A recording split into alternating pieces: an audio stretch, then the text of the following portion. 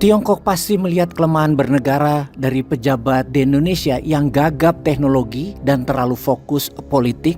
Hal ini menjadi sebuah peluang yang tidak disia-siakan oleh mereka. Sekarang Tiongkok bersiap menjajah Indonesia melalui sektor e-commerce. Bahkan demi kemulusan dan mempercepat penaklukan ekonomi tersebut, terbaru negeri tirai bambu tersebut mengeluarkan rancangan peraturan untuk mendorong pembangunan gudang di luar negeri dan memperluas bisnis e-commerce lintas batas atau kerap disebut cross border dengan dana disubsidi pemerintah Tiongkok. Ingat ya, subsidi itu selalu diberikan kepada pengusaha Tiongkok yang menghasilkan devisa, di mana subsidi pasti printing money. Kan ada underlayingnya, nanti akan dapat devisa seperti dolar atau emas. Menurut data intelijen Inggris tentang Asia Tenggara, industri e-commerce Tiongkok menjadi kekuatan penting bagi sektor perdagangan luar negeri Tiongkok untuk menaklukkan ekonomi negara lain. Di Indonesia, e-commerce Tiongkok kian menjamur, bahkan diminati masyarakat. Misalnya saja TikTok Shop yang merupakan anak usaha ByteDance. Mengapa diminati? Seperti judi online, bukan karena masyarakat Indonesia gila judi, tetapi karena kemiskinan di mana-mana tidak ada tempat untuk membuat uang, mending cari uang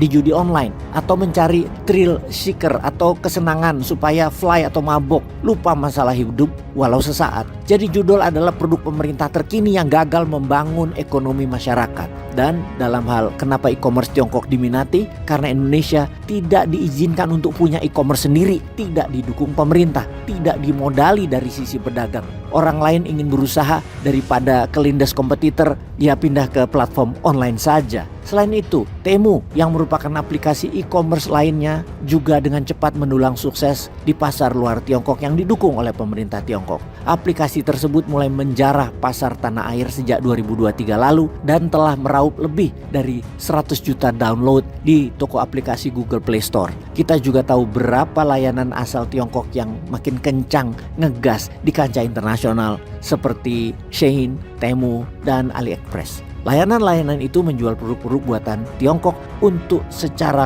cross border dengan harga yang sangat murah. Diprediksi pertumbuhannya akan makin besar dalam beberapa tahun ke depan ini. Strategi penjajahan baru dari Tiongkok ini bertujuan mendatangkan sumber pendapatan baru ke perusahaan-perusahaan yang tadinya fokus pada konsumsi pasar domestik, juga sebagai penaklukan negara lain agar bergantung pada produk Tiongkok. Strategi ini disebut create demand, yang kemudian hari akan ditekan negara-negara yang takluk tersebut dengan kepentingan yang lain. Tak cuman penambahan gudang dan fasilitas di luar negeri, pemerintah Tiongkok juga meningkatkan manajemen data cross border serta mengoptimalkan jalur ekspor cross border serta permintaan dengan bunga 0% sebagai subsidi di setiap penjualan yang berhasil dilakukan oleh para e-commerce Tiongkok tersebut. Praktik cross border yang digencarkan Tiongkok bisa mematikan bisnis lokal di negara lain, terutama di Indonesia, karena tidak ada antisipasinya, terutama antisipasi e-commerce baru buatan Indonesia.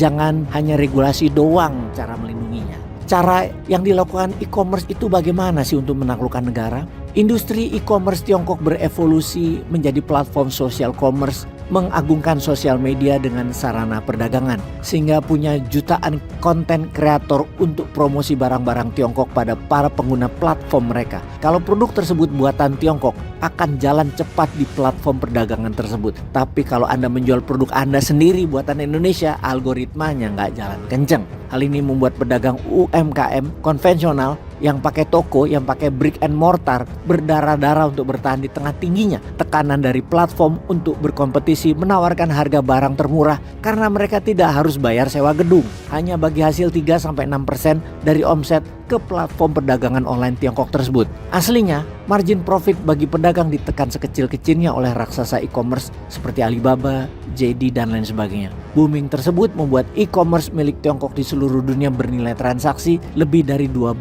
triliun yuan atau sekitar 27.000 triliun rupiah setiap tahunnya. Bayangin APBN Indonesia itu hanya 3.000 triliun. Itu jauh dibandingkan e-commerce-nya Tiongkok. APBN kita hanya 1/9-nya saja, alias e-commerce Tiongkok 9 kali lebih kaya dari APBN Indonesia. Masih nggak belajar juga ya pejabat Indonesianya bahwa e-commerce Tiongkok adalah nation threat.